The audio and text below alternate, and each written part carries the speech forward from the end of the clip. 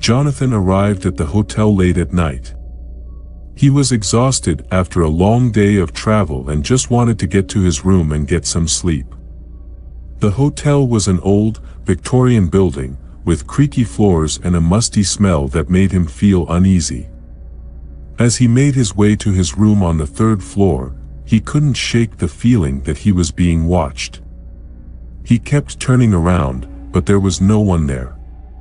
When he finally reached his room, he felt a sense of relief wash over him. But as he opened the door, he noticed something strange.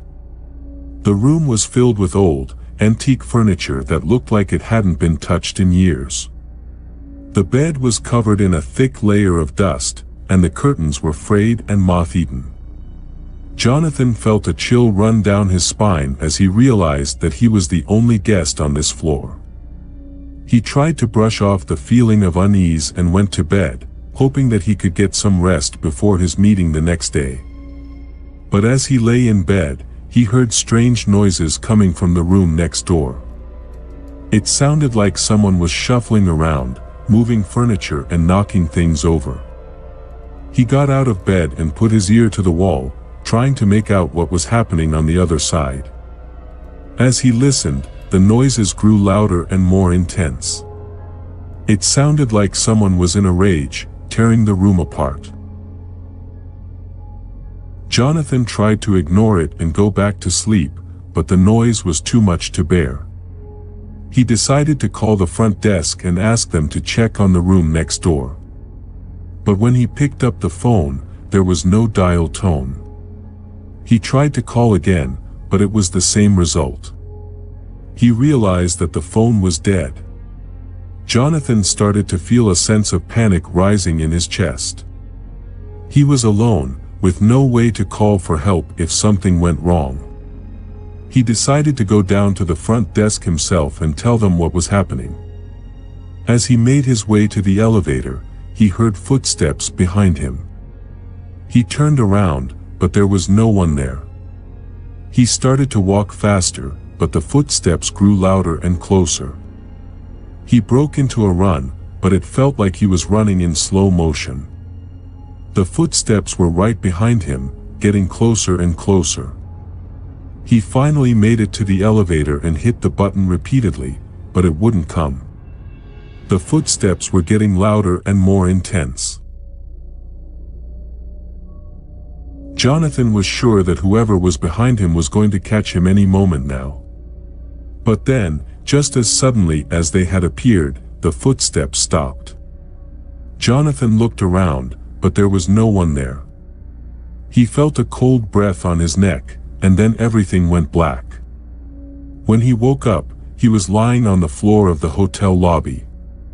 He looked around, confused and disoriented.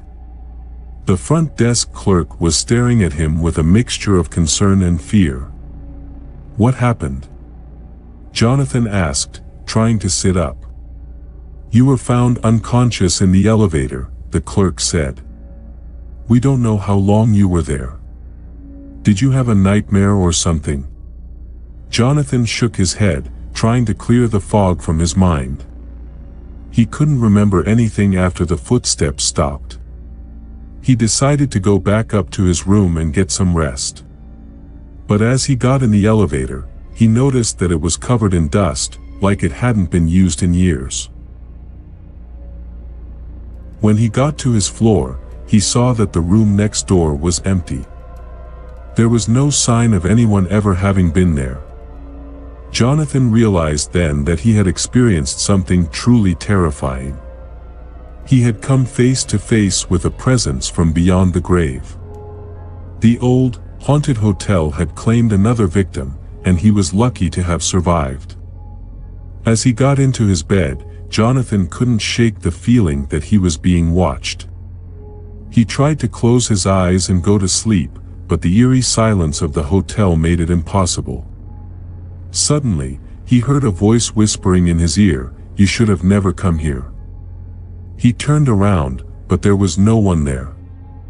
The room was filled with an icy chill, and he could feel the hair on the back of his neck stand up.